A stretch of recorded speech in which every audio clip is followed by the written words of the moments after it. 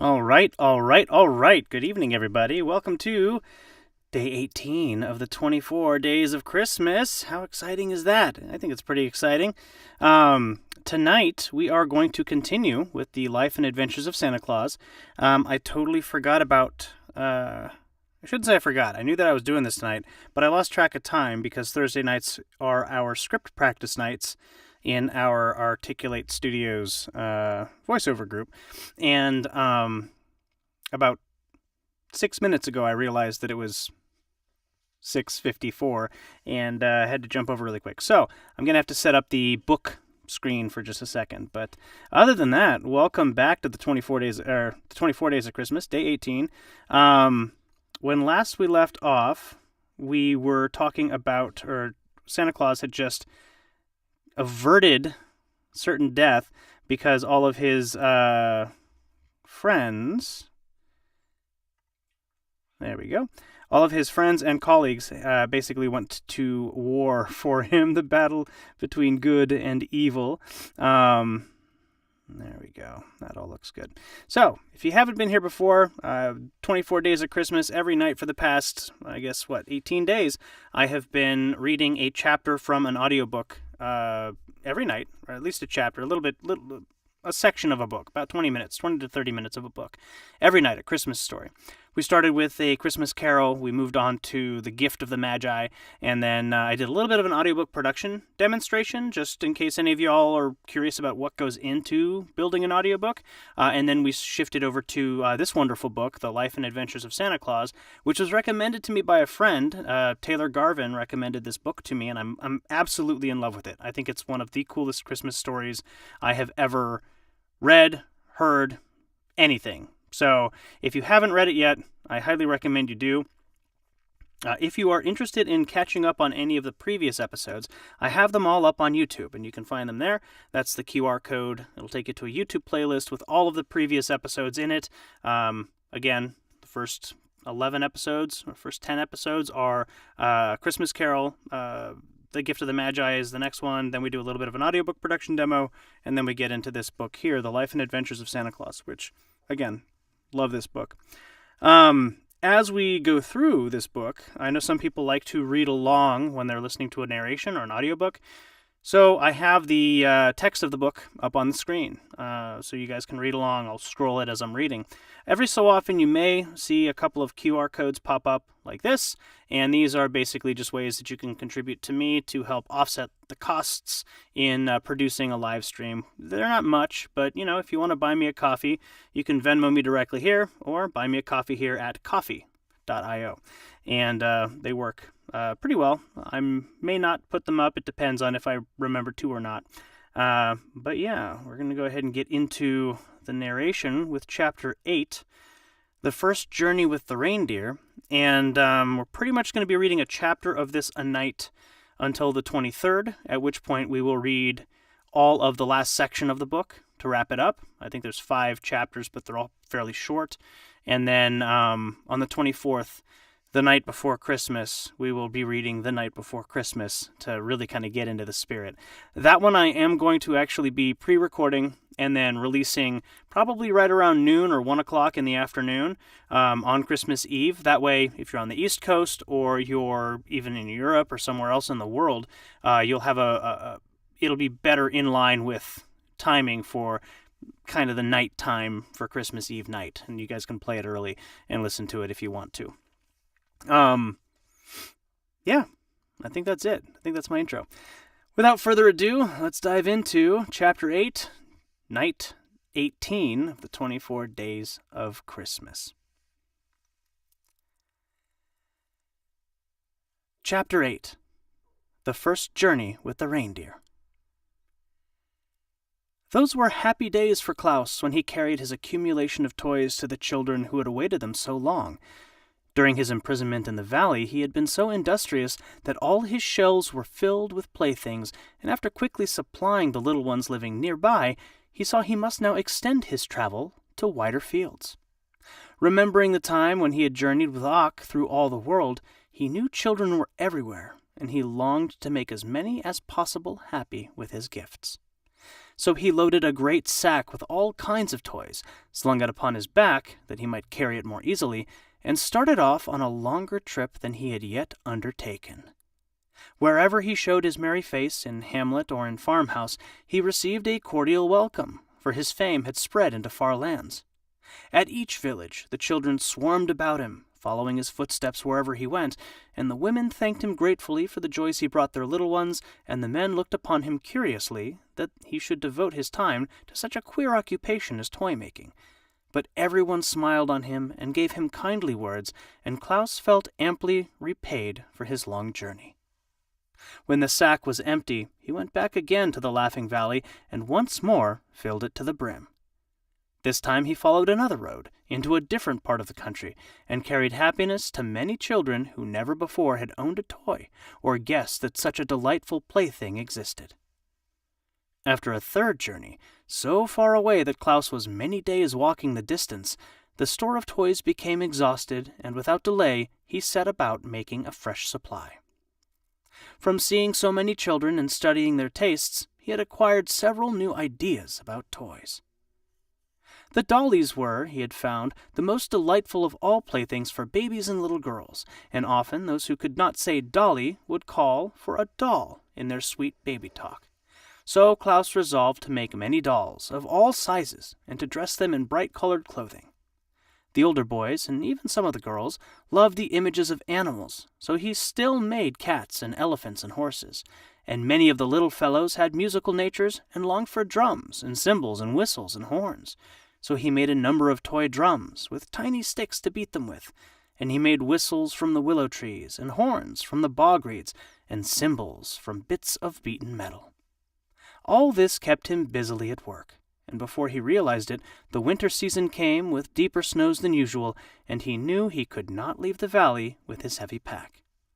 Moreover, the next trip would take him farther from home than ever before, and Jack Frost was mischievous enough to nip his nose and ears if he undertook the long journey while the Frost King reigned.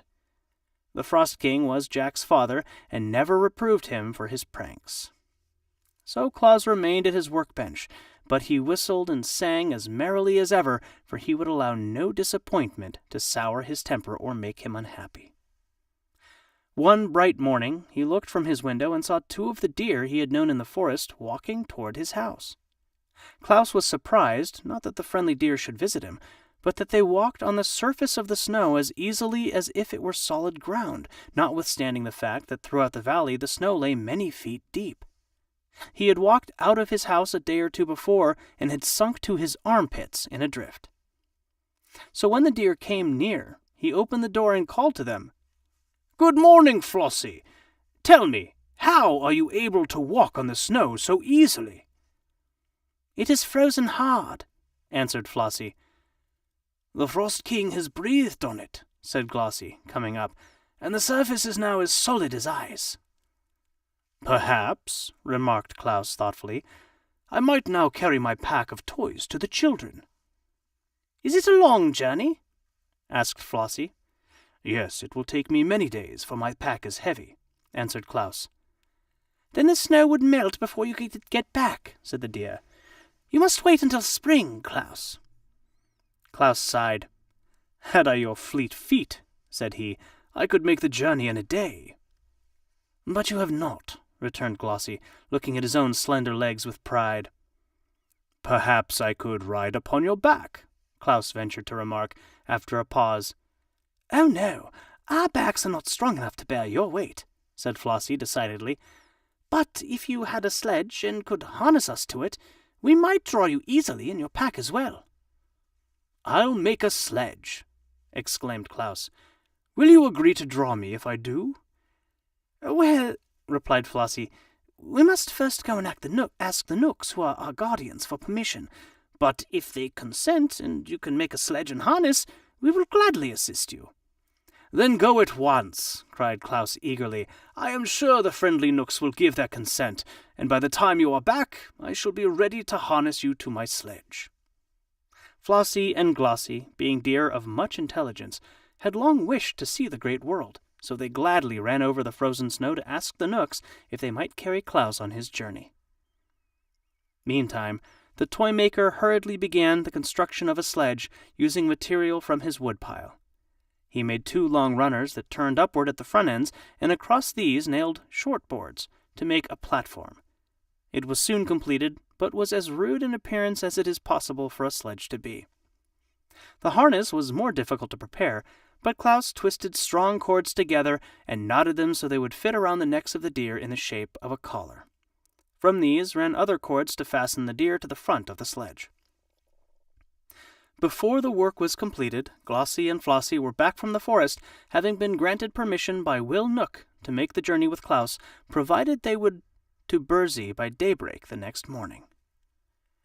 "That is not a very long time," said Flossie, "but we are swift and strong, and if we get started by this evening, we can travel many miles during the night." Claus decided to make the attempt, so he hurried on his preparations as fast as possible. After a time, he fastened the collars around the necks of his steeds and harnessed them to his rude sledge. Then he placed a stool on the little platform to serve as a seat and filled a sack with his prettiest toys. "How do you intend to guide us?" asked Glossie. "We have never been out of the forest before, except to visit your house, so we shall not know the way." Claus thought about that for a moment. Then he brought more cords and fastened 2 of them to the spreading antlers of each deer, one on the right and the other on the left. "Those will be my reins," said Claus, "and when I pull them to the right or to the left, you must go in that direction. If I do not pull the reins at all, you may go straight ahead." "Very well," answered Glossie and Flossie, and then they asked, "Are you ready?" Claus seated himself upon the stool, placed the sack of toys at his feet, and then gathered up the reins. "All ready!" he shouted. "Away we go!" The deer leaned forward, lifted their slender limbs, and the next moment away flew the sledge over the frozen snow. The swiftness of the motion surprised Claus, for in a few strides they were across the valley and gliding over the broad plain beyond. The day had melted into evening by the time they started, for, swiftly as Claus had worked, many hours had been consumed in making his preparations. But the moon shone brightly to light their way, and Claus soon decided it was just as pleasant to travel by night as by day. The deer liked it better, for although they wished to see something of the world, they were timid about meeting men, and now all the dwellers in the towns and the farmhouses were sound asleep and could not see them. Away and away they sped, on, over the hills and through the valleys, and across the plains, until they reached a village where Claus had never been before. Here he called on them to stop, and they immediately obeyed. But a new difficulty now presented itself, for the people had locked their doors when they went to bed, and Claus found he could not enter the houses to leave his toys. "I am afraid, my friends, we have made our journey for nothing," said he, "for I shall be obliged to carry my playthings back home again without giving them to the children of this village." "What's the matter?" asked Flossie. "The doors are locked," answered Claus, "and I cannot get in." Glossie looked around at the houses. The snow was quite deep in that village, and just before them was a roof only a few feet above the sledge. A broad chimney, which seemed to Glossie big enough to admit Claus, was at the peak of the roof. "Why don't you climb down that chimney?" asked Glossie. Claus looked at it. "That would be easy enough if I were on top of the roof," he answered. "Then hold fast, and we will take you there," said the deer, and they gave one bound to the roof and landed beside the big chimney. "Good!" cried Claus, well pleased, and he slung the pack of toys over his shoulder and got into the chimney. There was plenty of soot on the bricks, but he did not mind that, and by placing his hands and knees against the sides, he crept downward until he had reached the fireplace. Leaping lightly over the smoldering coals, he found himself in a large sitting room, where a dim light was burning. From this room, 2 doorways led into smaller chambers. In one a woman lay asleep with a baby beside her in a crib. Claus laughed, but he did not laugh aloud for fear of waking the baby. Then he slipped a big doll from his pack and laid it in the crib. The little one smiled, as if it dreamed of the pretty plaything it was to find on the morrow, and Claus crept softly from the room and entered at the other doorway. Here were two boys, fast asleep with their arms around each other's neck. Claus gazed at them lovingly a moment, and then placed upon the bed a drum, 2 horns, and a wooden elephant.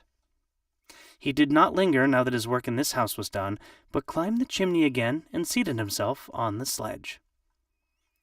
"Can you find another chimney?" he asked the reindeer. "Easily enough," replied Glossie and Flossie.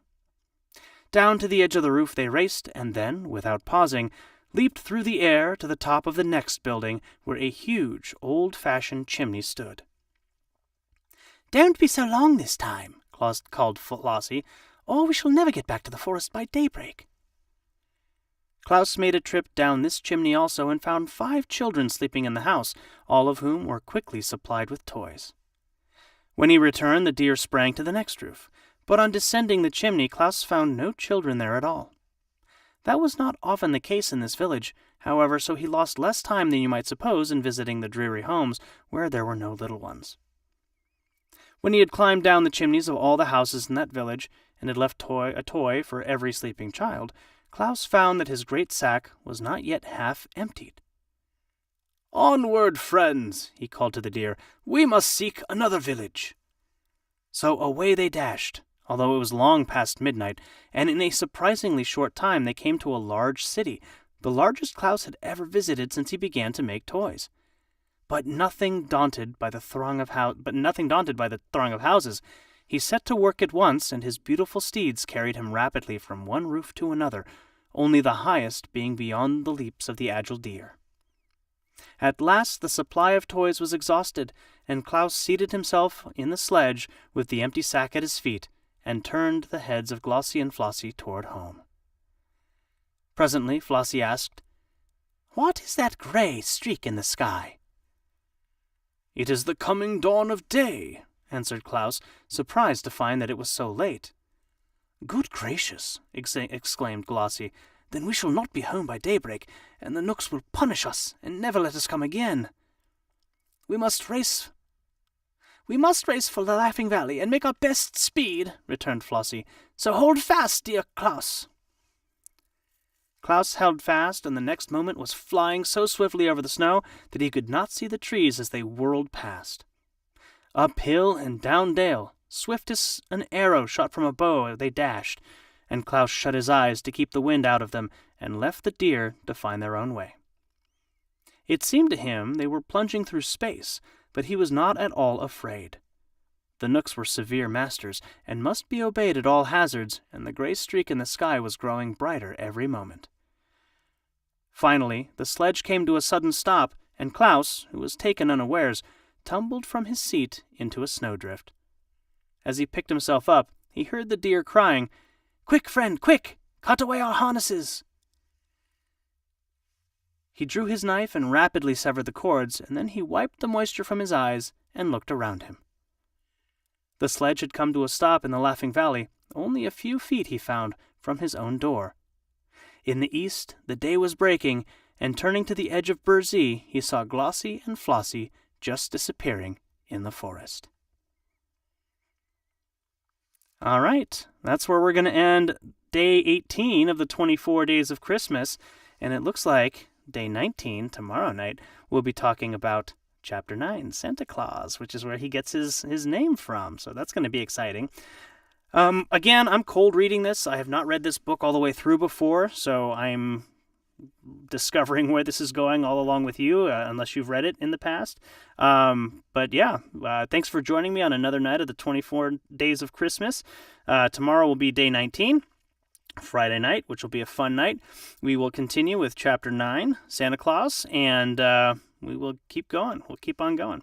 If you enjoyed this and you want to buy me a coffee, here's a couple of QR codes y'all can scan. If you want to go and catch up on any of the previous chapters that we've read, previous books that we've read, go ahead and scan this QR code, and I've got a YouTube playlist here that's got all of the previous narrations going on, and you can get caught up. Otherwise, have a great night, happy holidays, whatever you celebrate, and we'll see you tomorrow night for another night of the 24 Days of Christmas. Good night, everybody.